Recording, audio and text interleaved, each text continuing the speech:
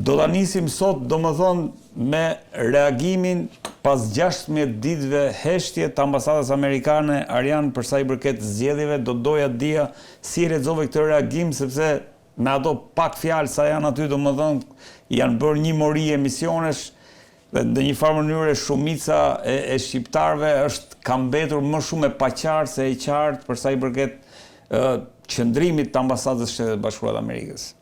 Shikoni, unë e thash edhe herën e kaluar në emisionin tuaj që Shtetet Bashkuara të Amerikës me ardhin e administratës së re e kanë ndryshuar thelbësisht pikësparja atë që quhet lista apo top lista e prioriteteve të Departamentit të Shtetit të Politikës Jashtme amerikane, por kanë ndryshuar gati radikalisht dhe tërësisht edhe atë që quhet mënyra e tyre e komunikimit, PR-i apo diplomacia publike që ata bëjnë.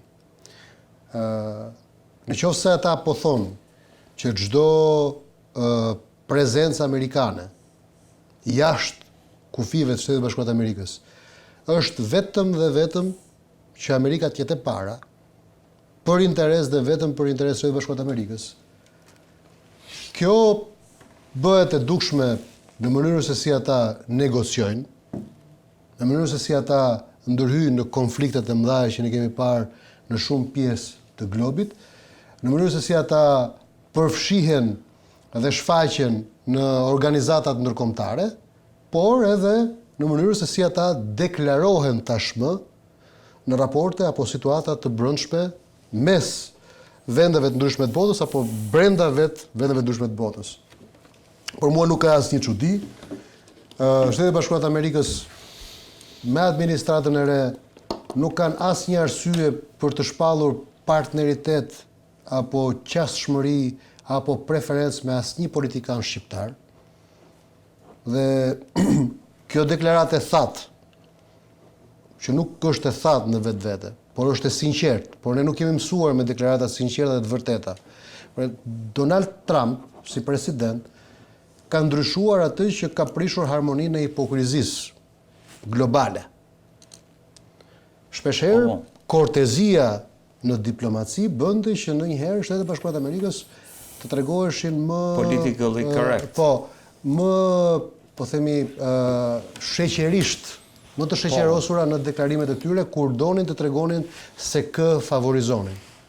Nësa për Donald Trumpin, duke qenë se Amerika është e para, për atë nuk ka rëndësi se kush është fituesi apo humbësi dhe cila është dinamika e brendshme, për atë ka rëndësi se cila marrëdhënie apo cili raport apo gjendje politike është në favor të interesave amerikane. Këtë do të lexojmë në shqiptar, dhe nuk ka pse ta bitemi, se ne i duam amerikanët o pro njërës palë, o pro palës tjetër, kur kjo nuk është detyrë amerikanëve. Sepse ti po thua më shumë ky qëndrim është pasojë e ndryshimit të madh që ka ndodhur në Shtetet Bashkuara të Amerikës. Po, ky është tipikisht amerikan. Dhe këtë duhet konsiderojmë dhe pastaj pasoja e këtij qëndrimi dhe pasoja e shumë qëndrimeve të tjera që ne kemi parë të vinë pas këtij qëndrimi dhe mund të diskutojmë edhe më vonë së bashku, ka të bëjë me atë që klasa politike shqiptare, por dhe ne shqiptarë duhet kuptojmë që tashmë po thirret dhe po kërkohet një realitet i ri politik ku ne i dalim për zot vetë çështjeve tona dhe interesave tona. Pra çfarë bëjmë ne si shqiptar? Nëse u bë një gabim shumë i madh, gati trashanik në gjithë fushatën elektorale. Dhe nuk po hyjmë arsyeve, por u bë një gabim trashanik që gjithë fushata u bazuat tek fakti që jemi mirë me Amerikën, si jemi mirë me Amerikën, do jemi mirë me Amerikën, s'do jemi mirë me Amerikën. Po, e vërtet. Amerika po thotë jo. Bëni ç'të doni, bëuni Julieta sa doni apo Romeo sa doni në balkonin ton, por ne rëndësi ka Amerika. Dhe madje në deklaratat më voshme, ata deklarojnë për këtë gjë, që mund të diskutojmë dhe mund të analizojmë më tej, që nëse nuk mbroni interesin e vendit tuaj, nuk jeni të vyer as për ne. Po trim te kjo area. Si do ta përkthejmë politikisht? Rama, vetëm që kur thot nëse nuk mbroni interesin e vendit tuaj, ata kanë shqetësimin që interesi që lider lokal mbrojnë, dhe nuk i referohen vetëm Shqipërisë, sepse këtu është folur në asamblenë e NATO-s. Jo, po trim tek e para, pastaj do dalim. Mund të përplaset me interesat amerikane. Patjetër pra. Pikërisht pra. Kjo është pra. Duhet ta keni parasysh që çdo interes që kombëtar që do mbroni duhet të jetë në një farë mënyrë aty fillon negociata pra. Por e gjë e parë që ata po kërkojnë është të përkufizoni pra interese, sepse ata duhet dinë, sepse çfarë ka ndodhur deri tani. Në shumë shtete është krijuar klasë politike klientel. Pra jo vende të cilat kanë interesat përkufizuara dhe që operojnë si politikan dhe si qeveria opozitë që përfaqësojnë interesin e kombit, po përfaqësojnë si grupime politike që janë në pakicë apo në qeverisje, të cilat thjesht mbrojnë interesin e një grupi, qoftë ky shumicë, qoftë ky pakicë. Është vërtet në klientel. Si ta lexojmë dhe këto për amerikanët faktikisht konsiderohen domethënë rrugacizma politike. Kemi rrugashëri politike. Ky është ndaj ka ardhur ky moment. Po, ata nuk duan të merren më sepse kjo tashmë nuk është as në nervin e tyre, po as në lartësinë e tyre, sepse ata janë fuqia më e madhe globale. Dakor, Arjan, në këtë kontekstin e ri tani e kthyer politikisht ajo që do të jetë, kuptoj. Vonesa. Jo, pse nuk ka vonesë. 16 ditë domethënë. Nuk ka vonesë, pra thjesht ata nuk kanë gut. Pra ka vonesë sipas asaj që kemi mësuar deri tani. E qartë. Ka ndryshuar lexohet si rezervë, si pak nuk kanë më gut ata, sepse ku do shkojë Shqipëria? Nuk ma mendje që do marri kutit do iki me vrap. Nuk ma mendje që Edi Rama do marri qeverinë dhe do ja fusi vrapit. Është thjesht nuk kemi mësuar, ka ndryshuar stili i tyre. Ata nuk kanë gut dhe kaq, kjo është e thjeshta. Si përkthehet kjo politikisht me termat që do tisë, unë e kuptoj. Po, jo, po nuk përmendet Partia Socialiste, nuk përmendet Edi Rama, nuk, domethënë, ka 3 anë. Përmendet vetëm populli shqiptar. Ka 3 anë këtu. Ka 3 anë. Unë kam treguar një histori në Departament Shtetit që më ka ndodhur me Matthew Palmerin. Mbasi unë isha me shumë pak njerëz në 2019, i vetmi njeri dhe nga të paktët, në mos i vetmi, me thënë drejtën, nga njerëzit e opozitës. 2019 para zgjedhjeve 30 qershorit? Po, flasim për janar shkurt. Para se të digjeshin mandatet dhe para se kur dolën përgjimet te zëri i Amerikës. Dhe kur unë isha atje dhe si thosh, Shtetet Bashkuara të Amerikës më kërkuan që unë të mbaja qendrim dhe kisha këll që ta mbaja qendrimin përballë opozitës. Dhe unë e mbajta dhe e gjithë opozitën shpalli armik. Qendrimi, cili ishte qendrimi? Që unë thash që djegja e mandateve është gabim trashanik dhe mos pjesëmarrja e zgjedhjeve 30 qershorit është dhurat nga Edi Rama sepse i dhurohen tavolinë 61 bashki. Unë e kam thënë këtë që në shkurt. E gjithë PD-ja, gjithë mediat e PD-s, gjithë grupi politik i PD-s dhe LSI-s më shpallën armik partie, më shpallën tradhtar, shilke Edi Rama, por që faktikisht tani më mbrapa të gjithë thonë të njëjtat gjëra që ishin gabim trashanik, i dhuram Ramës 61 mandate. Po ata Okej. Po me Palmerin. Prit tani. Dhe unë kur Shtetet Bashkuara të Amerikës ndryshuan kursin dhe e rithirën opozitën e Partisë Demokratike të LSI-s në Tryezë nëpërmjet këshillit politik, shkoj prapë në Departamentin e Shtetit, takoj zotin Palmerin dhe them, "Ora çfarë duke bëri tash?" Çfarë duke bëri tash sepse duket sikur talleni me ne tash. Na hidhin betejë, tash unë këta i riftonin prapë në Tryezë. Dhe ai më tha një gjë që mua më la pa fjalë. Se ka kontekst kjo që po të them raport me deklaratën.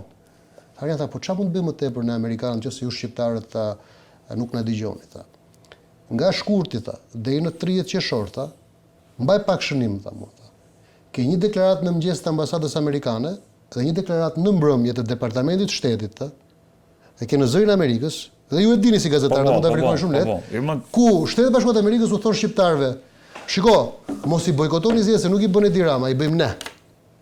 Madje deklarata gati kështu, jo diplomatike.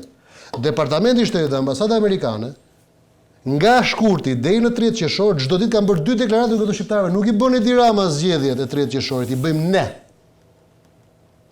Shqiptarët ta dëgjuan Sali Berishën, tha Ilir Metën, tha Edi Ramën, tha.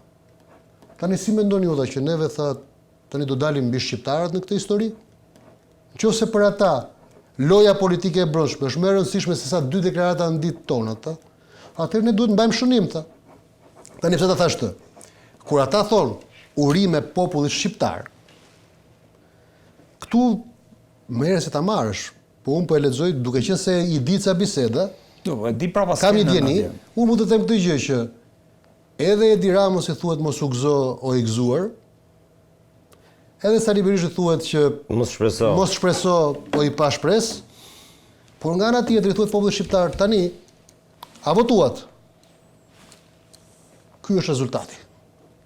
Dhe nesër as mos gjykoni, as mos parasgjykoni, asnjë lloj bashkëpunimi të mundshëm dhe asnjë lloj përzgjedhje që ne do bëjmë në bashkëpunimet e mundshme. E qartë. Sepse fotografia është kjo që është. Pra shqiptarët, pa e hyrë historive u vodhën, su vodhën, u bën, su bën, 1.400.000 vota, nuk ka rëndësi se nëse është bërë vjedhja, është bërë në favor të njërit apo tjetrit, pra për të prishur balancën, po janë për Sali Berishën, për Edi Ramën apo jo. Po. Kështu që këtu politika nuk ndryshoi, do men mbeti bipartitizmi. E kanë dhënë atë që quhet shumica dërmuese e vullnetit tyre. Sali Berisha, Edi Rama.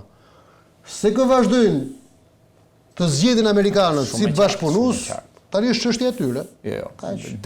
Më të kodifikim. Kaq, çfarë të them unë? Denis, si e lexove Denis këtë deklaratë të ambasadës? Unë jam dakord me Arianin që ata nuk kanë ngut. Në fundit Shqipëria është një vend i qëndrueshëm me stabilitet fort politik dhe nuk ka pse ata në 12 maj të reagonin me njëherë për zgjedhje, sepse nuk është një zonë nxehtë. Ata reagojnë me njëherë ku ka zona nxehta. Për shembull, reaguan shumë shpejt në Rumani, sepse aty kishte tjetër peshë. Edhe kishte interes. Nuk është se uruan, se kam atë. Kë? Nuk është se uruan. Me Zipresin bashkëpunojmë. Me Zipresin, bra. Ja, dhanë emrin e presidentit aty. Ja e kam unë, e kam pa merak, po se. Ja ku është. Presin bashkëpunojmë me Niku Sordara. Si presidenti Rumanisë dhe me qeverinë e re. Po jo urime. Presin të bashkëpunimi çfarë do të thotë ai zota përqafoi në foto për këtë. Aty e kanë dhënë pra emrin. Ka dy. Aty e kanë dhënë emrin. Tu kanë dhënë emrin pra. Prandaj them që dakord, por edhe tek mesazhi që është për Shqipërinë kanë termin shumë të rëndësishëm që është partneritetin tonë të ngushtë. Dhe partneritet. Jo. Një sekondë. Pra shqiptarët e votuan pra? Një sekondë pra, se nuk bëhet ai nuk vjen e bashkëpunon me militantin, me qeverinë e bashkëpunojnë. Tu për shembull në Rumani e përmend emrin. Edhe një herë pra, ka ndryshuar ajo që tha Ariani ka shumë sens. Ata kanë ndryshuar stil. Po ta lexoni, ata vlerësuan po mirë, në këtë stilin e ri po them. U thon shqiptarëve.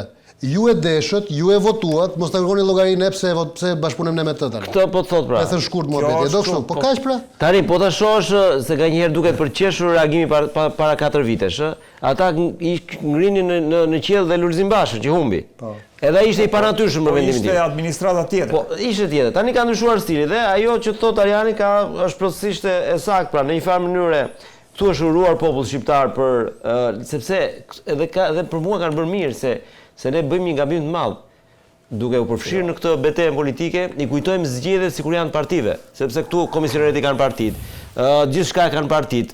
Ndërkohë, dita e zgjedhjeve është e qytetarit, është ai që është zoti i zgjedhjeve. Thot Ariani dhe jo e prita çojë deri në fund. Po, okay. Dhe duke qenë qytetari, urimi shkon për qytetarin. Pra ti ushtrove atë që është dita jote më e rëndësishme e jetës politike. Kundër qëndrimit të opozitës që thotë kjo ishte një farsë elektorale. Po jo, ku ka farsë? Ku është farsë? Po pra. Tani ky citimi i ambasadës bie ndesh në mënyrë të qartë me PD-n. Qëndrimin e Partisë Demokratike. Ne po komentojmë pse Rama nuk është përmendur apo jo. Por PD-n ai është. Ideja është që institucioni i zgjedhjeve në raport me Amerikën. Zgjedhjet ka kryer. Politika e brendshme është tjetër gjë. Tjetër gjë. Pra, në momentin që institucioni i zgjedhjeve është certifikuar nga ky njoftim, ka mbaruar më këtu, s'ka më debat farsë shkot. Kanë certifikuar farsën amerikanët, siç thot PD-ja. Se kjo është certifikimi i zgjedhjeve. Po mund biem dakord edhe për një gjë për shembull. Ta thash pra, certifikimi i zgjedhjeve, zgjedhjet janë dita më e rëndësishme për qytetarin, për ne të gjithë, që jemi përveç Arianit që është politikan. Certifikimi i zgjedhjeve po thua? Po patjetër. Neutralitet më çfarë certifikim apo?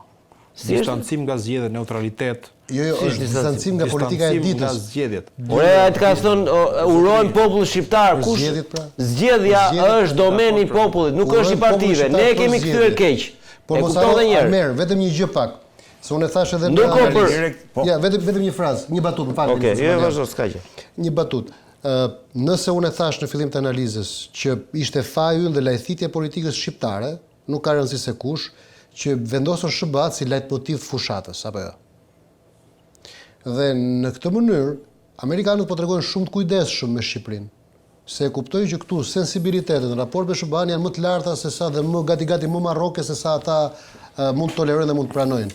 Dhe për mos hyrë në politikën e ditës, ata nuk flasin me emra, por duke ja lënë përgjegjësinë popullit shqiptar, ata këtë përgjegjësi e japin edhe për zgjedhjet, sepse urohet populli shqiptar për zgjedhjet. Pra, çfarë ndodhi është e juaja. Ama nesër, nëse po themi në Shqipëri ka sensibilitet pro apo anti-amerikan bazuar në partneritetet që zgjidhin amerikanët tu, amerikanët po thonë shqiptarëve që shiko, mos na gjykoni ju ne nesër se u bëm me këtë apo u bëm me atë, pse ne po zbatojmë atë që është urdhri i shqiptarëve pra. Vendimi juaj. Po është vendim, është urdhër. Kurqëse shqiptarët thonë që kjo është piktura politike. Këta janë politikanët që duam ne.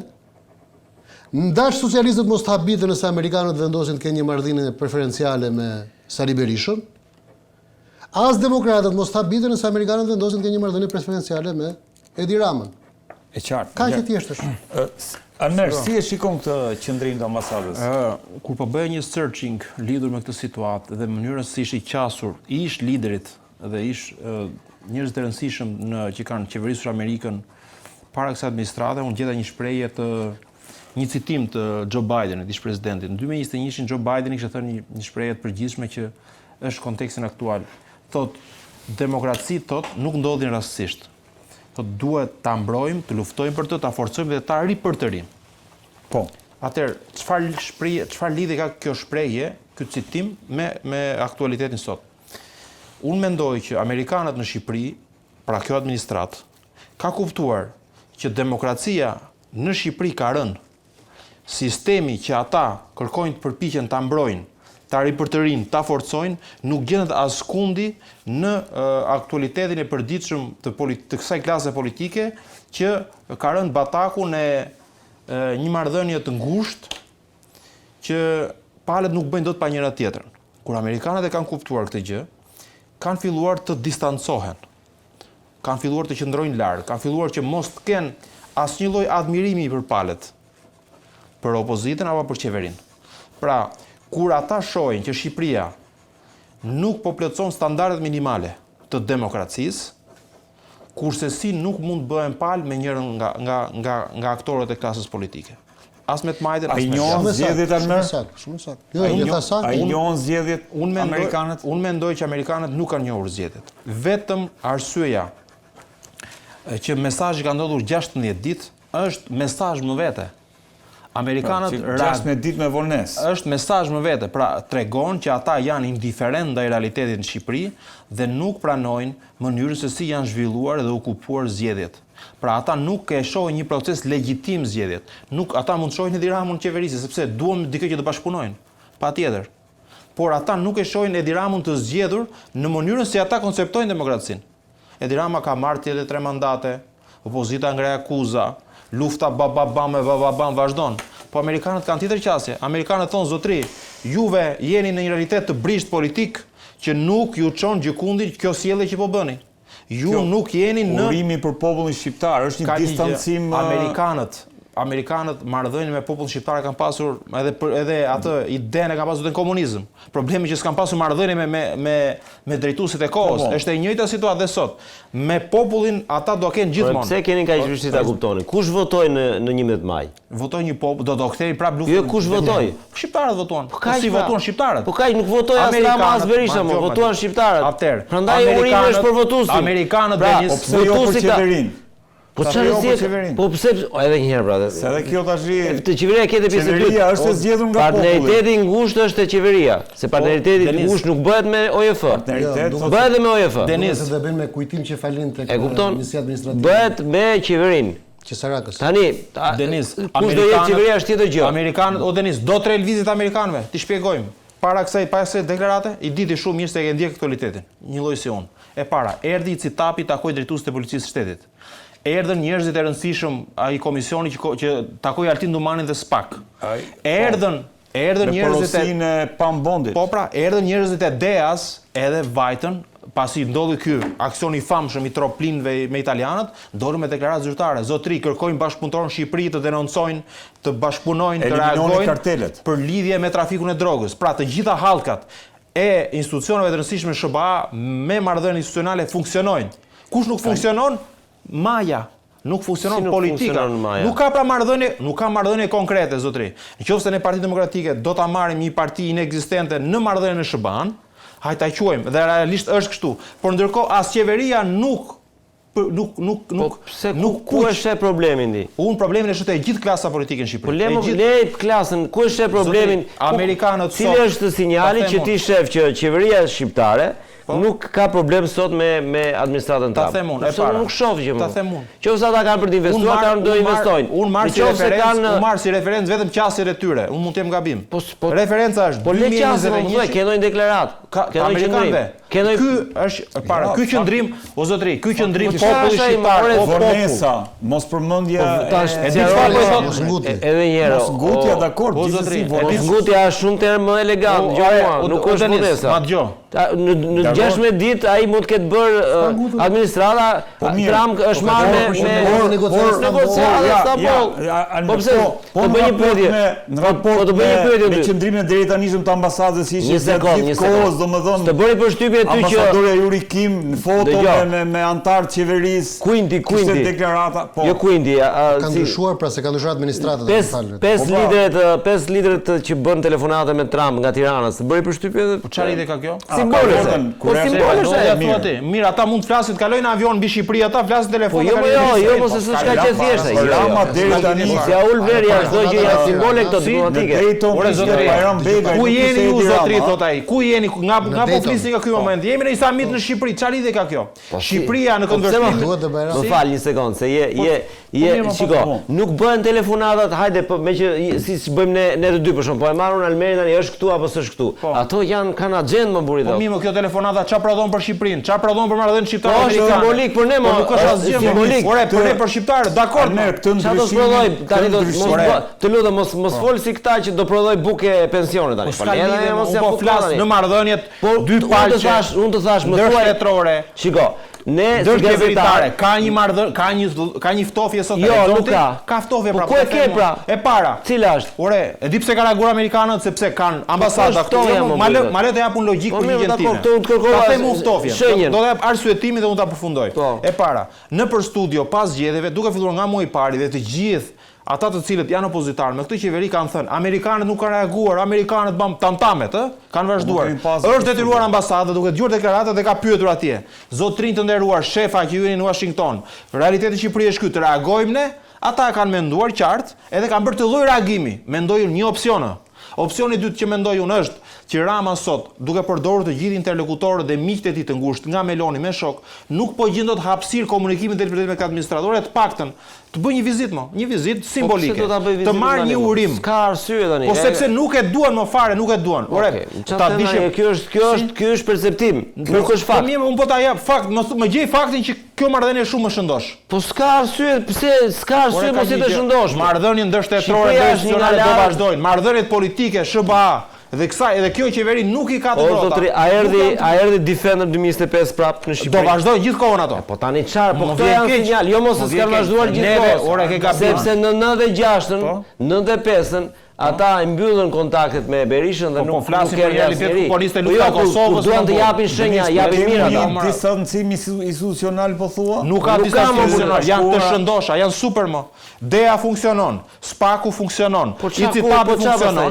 Janë institucione që kanë marrëdhënie të drejtë për drejtë misionet amerikane. O Alme, ç'a preti që të vej Rama në Shpinë e Bardhë? Po do vejnë shtator, ç'a do thënë? Po do vejnë shtator. Po do vejnë vjesh, do vejnë vitin tjetër. Çfarë si e ka kjo? Po s'është ky problem. Shiko, unë mendoj, e di çfarë shohun sot në Shqipëri. Nëse do ishte në një farë mënyre ajo që pretendon Berisha dhe PD-ja, pra farsa zgjedhore. Jo mos ka lidhje fare, nuk merren fare. Unë do merrem vetëm me subjektin politik të marrëdhënies. Rama, miqtë ambasadës ta thoshin që këtu u mbajt një farë zgjedhore, do ta kishin problem. Se ka ndryshuar stili, nuk është më ajo që tha kortezia diplomatike amerikane. Amerikanët sot janë indiferent ndaj çdo gjë që po ndodh në Shqipëri. Po jo pra se janë se po ta thotë që partneriteti i ngushtë do vazhdoj, nuk ka fjalim më domethënë se kjo. Situata e brendshme në SBA prodhon këtë lloj narrative politike edhe për Shqipërinë Denis, sepse lidhur me kjo administratë e re ka ardhur për të bërë disa ndryshime rrënjësore atje, mënyrën si do funksionon politika jashtë politika. Por ai të thotë, partneriteti me kë është partneriteti, me kë bëhet? Ndër shtetëror, ndër institucional. Po pra, në rregull pra. Po jo politik. Jo politik. Po çfarë qeveria nuk është politike? Ka një gjë. Qeveria s'është politike. Parlamenti s'është politik. Është ku ka ndonjë rregull pra ka kontakti parlamentit me ato? Zero. Po ku e di ti se është zero? Ore edhe një herë. Ore ta shohin paktën unë kam gabim, të më nxjerrin mua gabim, me çështjen time. Do nuk kupton zero nëse do kishte një kërkesë të ambasadës amerikane, qeveria shqiptare dhe qeveria të mos i hapte derën. Kjo do ishte zero. Ka shans të ndodhë kjo. As qeveria komuniste nuk e bënte këtë gjë. Po le mos se qeveria komuniste s'kishte fare ambasadë, s'kishte kontakte fare. Mendova që qeveria më ekstreme nuk e refuzonte dot. E ka refuzuar Berisha, ta dish. Ka refuzuar Berisha. Po ja, por kjo është dallimi. Kohë tjetër. Ka qenë zëvendës ndihmës sekretari i shtetit. Nuk është pritur nga Berisha këtu në Tiranë. E di ti këtë apo? Po flasim për 96. Për një lloj realiteti tjetër. 95-96. Po flasim për një tjetër realitet. Jo, më para se të binte Timothy Wirthin ai në 97-ës. Jo, 95-96 pas sulmit të këtyre minoritarëve. Ka një gjë. Ky është pas sulmit gjyqësor, Unë mendoj që ky është që unë të jem fair dhe me ata që më dëgjojnë, dhe unë që mos të jem njerëz që mendoj që opozitës po i bjen qaf me këtë, më tha, pra opozita ka të drejtë, nuk dua ta bëj këtë. Unë do të them një gjë shumë qartë. Është një mesazh indirekt i balancuar dhe mos përfillës ndaj klasës politike shqiptare. Nuk pajtohen me këtë realitet dhe ata kërkojnë reflektim dhe ndryshim. Dhe unë mendoj që i pare që ka kuptuar këtë është Rama. Dhe Rama përpiqet që të hyjë në hollin që kërkojnë amerikanët me ndryshimet që do bëj tani dhe në qeverisje, po dhe mënyrës i diqaset Amerikës. Ata kanë disa. Reflektimi është pozitiv. Kush është kundër reflektimit? Më lejon pak. Kush është kundër reflektimit? Rregullet të reflektojnë. Dhe për cilësinë e qeverisjes, patjetër. Dhe për cilësinë e kabinetit, se kjo është e rëndësishme. Po marrim për një moment të vërtet gjithë të që the ti. Dhe nuk ka arsye pse po themi ta kundërshtojmë në mënyrë kështu a priori. Por nëse kjo është e vërtetë, që amerikanët nuk e duan Edi Ramën. Dhe me këtë qëndrim janë duke treguar atij që ti nuk je i preferuari ynë. Ama nga ana tjetër janë duke thënë opozitës që edhe juve nuk ju duam. Me opozitën e kanë shprehur, derisa Berishës nuk hoqën ngrada, unë opozitës e marr konsiderat të rast. Pra, prit pak një sekond, sepse kjo që po thua ti është më e tmerrshme se ajo që po thoja unë. Po patjetër më ky është realiteti. Prit pak, sepse unë po e thoja më të butë për t'i lënë një shans opozitës. Se kam frikën se duke thënë këtë gjë, ti praktikisht je duke vrarë çdo shpresë të opozitarëve pa dashje, se je duke thënë që në këtë pikë kur amerikanët s'duan as Ramën as Berishën, por i vetmi që ka shanse të rregullojë punën është Rama, se ka pushtetin. Në Rama absolutisht nuk është në orbitën e tyre, këta jam i bindur, e kam bindje. Po, por ti vetë sapo e the. Po opozita. Që ai po të dojë thotë amerikanëve, "Okej, ma bëni ju gjysmën e qeverisë. Ju sillni ju emrat." Po, këtë po pret, këtë sinjal po pret. Po sigurisht po sigurisht. Për të vendosur marrëdhënie. Po ti kujton që opozita nuk e di çfarë duhet bëj. Prit pak, e ke që është Riformatim. Riformatim. Po riformatim, çfarë pret nga opozita? Riformatim zotëri, të qasjes. Vetëm se ka i problem. More mund, qofse do dhe me liderin ta përmendur, dhe me liderin mos kërkohet reflektim të liderit. Pra është riformatim i marrëdhënies. Unë nuk bëj pjesë tek ata njerëz që unë e shoh zgjidhjen politike tiki ky apo tiki ai. Pra nuk kam këtë bisedë, nuk e ngre kurrë bisedën në këtë nivel. Sepse kjo as në nivel demokratik, as në nivel real politik nuk ka as i vlerë. Nuk hyj fare unë kurrë, sepse për mua debati në demokraci është debat negociatash me fuqitë. Patjetër. Nuk ka. Këto pastaj prallat me demokracitë përsosur se këta që duan flasin për demokracitë përsosur, këta ja fusin kot. Pesha e numrave përcakton gjithçka.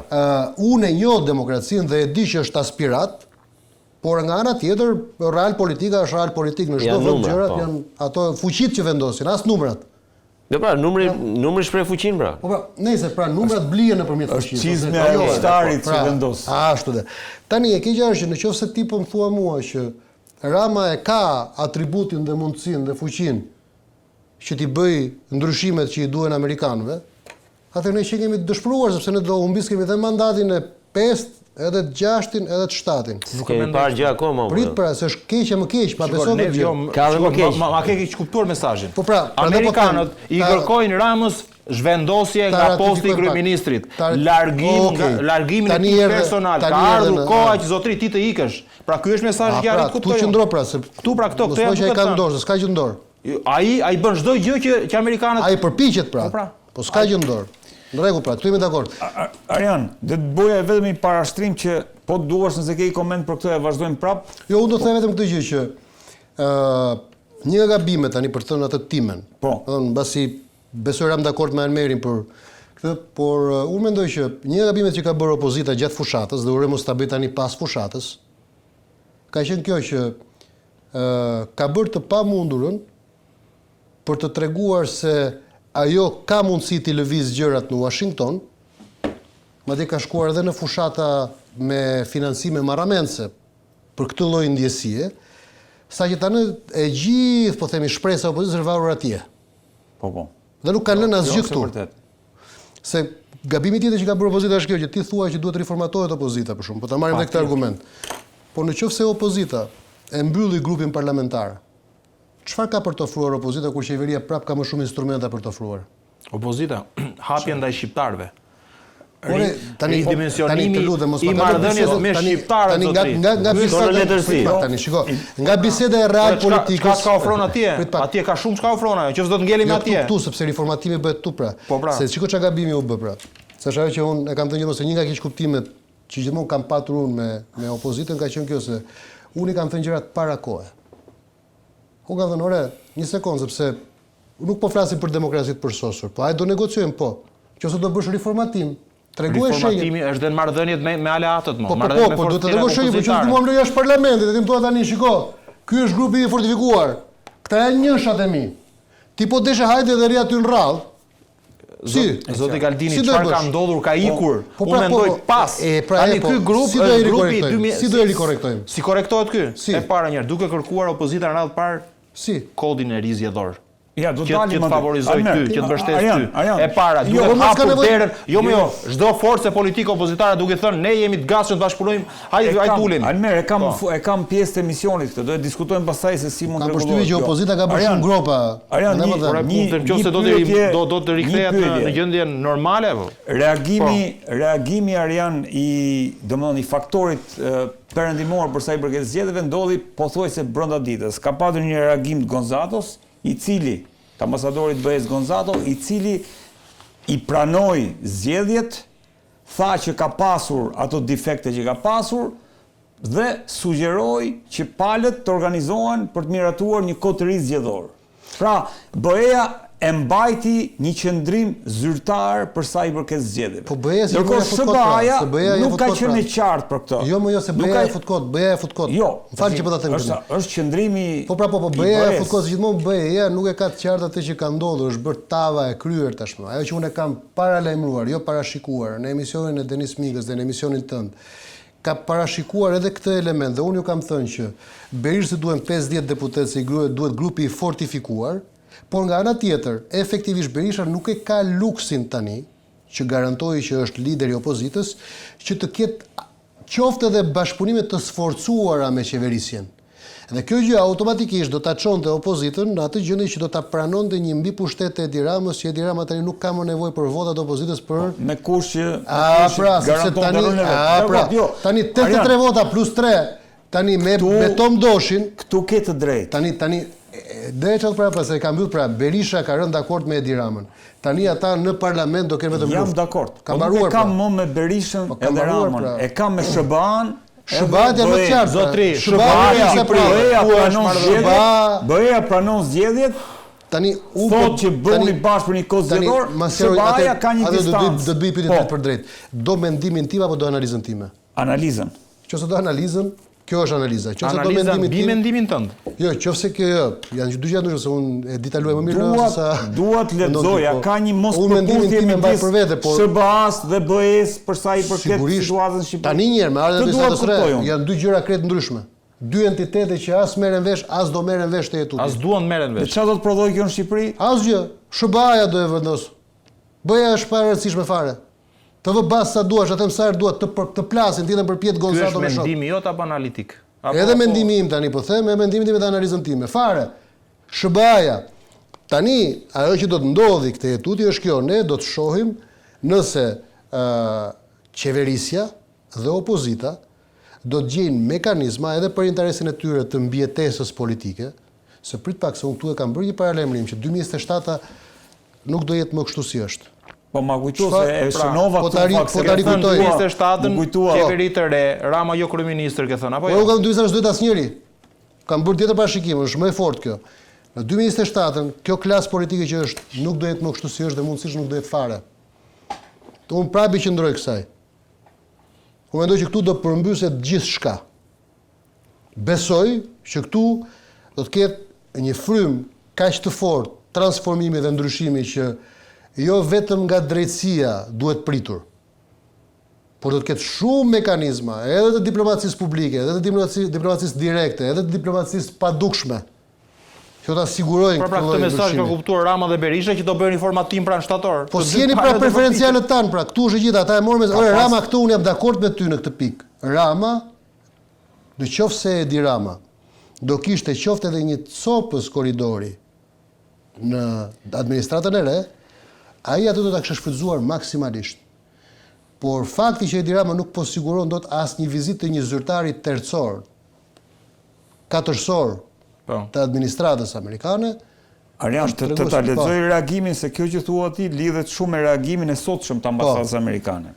Shtetet e Bashkuara mund të jenë një partner i gatshëm me kapital të konsiderueshëm politik. Mund punojmë shumë, por do të punojmë vetëm me ata që janë të përkushtuar ndaj një realizmi praktik për vendet e tyre. Ne, dhe kjo është ajo që shkon tek ajo që po thotë. Po merr dhe realizmin praktik. I refuzojmë të dy ekstremet e papranueshme të dëshirës për një transformim të jashtëzakonshëm, dhe këtu është Rama, nën kupto, nga njëra anë, ose të rishikimit të ankesave të lashta nga ana tjetër, ku këtu është opozita që futet e kjo lashtësia. Politika e pafundme dhe e zgjeruar, pa kufizim dhe përulësi historike, bëhet, dhe kjo është fjalë e madhe, një armik i strategjisë dhe i shtetëndërtimit kushtetues. Atëherë merri fjalë për fjalë. Merri termat kyçe. Ke realizëm politik apo jo? Po. Një. Përkushtim për më pak? Përkushtim ndaj shtetëndërtimit. Ndaj shtetëndërtimit një, por edhe strategjisë dhe shtetëndërtimit kushtetues. Kushtetues. Pra zbatimi kushtetues, jo ndryshimi kushtetues. Kujdes. Është dhënë paralajmërimi se këto janë fraza. Pra, dhe përulësi historike. Çfarë është përulësia historike? Pra mos abuzo me pushtetin. Nuk duhet ketë fitues që po shtron humbsin më. Duhet të jesh humble. Pra, tjetër. Ankesave të lashta, pra e quan të lashtë Berishën dhe Metën. Këtë do ta lexojnë mirë ata. Po. Opozita. Dhe tjetër, dëshira për transformim të jashtëzakonshëm, dhe këtu nuk flitet për transformimin e vendit, por për ndryshimin e ADN-s politike të vendit nga mbi pushteti. A është ai transformimi i jashtëzakonshëm që po thua ti në 2027-ën se Jo, një sekond. Rama, një sekond. Transcendente kanë quajtur ata. Po, Rama ka bërë as më shumë dhe as më pak një kirurgji politike duke ndryshuar ADN-n politike të vendit. Ja, vërtet është. Sepse kjo gjë tash është e patolerueshme. Të kthesh në fasad Sali Berishën, të kthesh në fasad, ti dhe përpjet Sali Berisha, por më fasad se është kthyer Sali Berisha nuk është kthyer njeri ndonjë as Luli. Sa është sot Sali Berisha, se nuk ka çfarë të bëjmë asgjë Ramos. Leça për ai do bëjmë revolucion me ata numra që ka, me ata rritë politike që ka. Me atë fuqi politike që ka, po thonë. Dgjoni, ishte Jeffrey Sachs para një muaj në Parlamentin Evropian. Dhe ai tha diçka shumë interesante. Tha, ore, çfarë mendoni ju, tha, se kur përmbysen qeverit, tha, apo kur bëhen revolucione, tha, në vende të ndryshme, tha. Ju mendoni se janë kështu, tha, çështje të brendshme, tha? Doni, tha, t'ju jap playbookun e CIA-s, tha? Se çfarë ndodh dhe moj rastin e Sudanit Jugut. Ata analizoi rastin e Sudanit Jugut. E di pse Sali Berisha e kishte fuqinë ta bënte 14 shtatorin? Se kishte atë playbookun. E ka sot Sali Berisha, unë e kam thënë që në 2013-ën, e ka më playbookun e CIA Sali Berisha? Nuk e ka. Ndaj nuk ka... Po s'ka e tjedi para sa doj, nuk bëhet revolucion pa playbookun e CIA-s, po burr tani, falë se po flas shumë hap tazi dhe shumë cop, më cop sa as bëhet. Përmbysje. Tani tjetët përpjet, ai tjetët lek sa doj, tjetët përpjet për të investoj çfarë të doj, tu thot njerëzve ja sot o burra, pa atë playbookun sepse nuk ka zjarr që ndizet i vogël apo i madh në një vend që nuk shuhet nga zorra e madhe e diplomacisë amerikane. Pra 21 janarin ti mendon që e kanë dashur amerikanët të ndodhte? Jo, 21 janari nuk ishte zjarr. Jo. 21 janari ishte shuarja e zjarrit. Ishte shuarja e zjarrit. Po ishte shuarja e zjarrit. Sepse është ajo batuta e famshme që tha një gazetari huaj. E nisi UDB-ja dhe mbylli CIA, po Nëse unë nuk e di sa të vërteta janë këto, këto Po, janë jo, po melodime mos gazetare. shkojmë te se njëshi, po shkojmë te Facebooku, se ishte Tani interesant. pra, ajo që unë po ta them më të copë se çdo Nuk e herë ka. tjetër, është që Partia Demokratike nuk ka asnjë playbook më. Dhe po më thua Ore, janë vetëm playbook që ka është Fisnik Qosja, burr, vetëm playbookun e Bashkisë Kavajës ka. Po hodhin ai lek në ai tender Fisnik Qosja është rregull PD-ja, burr. 10 bashki të lodhura ka. Jo 10, jo. Ule buri dot. 5. Se ka më pak. 5. 5 ka. 5. Po nejse, hajde unë bëra. Po ti dhe shumë. E shoh me dashamirësi. A 2027 me E shoh me dashamirësi. ky reagimi i ambasadës s'ka më Sarjan. kur tani, pra, e shkon shkurt. goditje për të dy. Patjetër më. Patjetër, Po pa diskutim. duket sikur ka ngecur gjëja. Ore, Edi Rama, si do të bllokohet. më fal, por unë nuk kam faj që ju s'më dëgjoni. Unë kam 2 vjet që them. Edi Rama nuk është më i favorizuari në paradoks me, pra ku jemi tani? Dikur thuhej cirk dhe buk, pra në perandorinë e lashtë romake, sot kemi samite dhe simite. Po, Mbaj këtë batut. Samite dhe simite. Pra Edi Rama mjeton me samite dhe simite. Pra nga cirk dhe buk, samite dhe simite. Nuk e ka më favorizimin ndërkombëtar Edi Rama. ky ndryshimi i ADN-s ishte Unë konstatim ta jap, shumë unë ta jap këtë me garanci të plot dhe jam i gatshëm ballafaqohem me këtë duash ti, edhe me ministrin e jashtëm të Ramës po të doj. Dhe argumentoj pse. Por gjithë ngërçi diku është Edi Rama do të qëndrojë aty për inersi, për sa kohë opozita nuk do hap syt drejt opsioneve të tjera. Do dalim aty.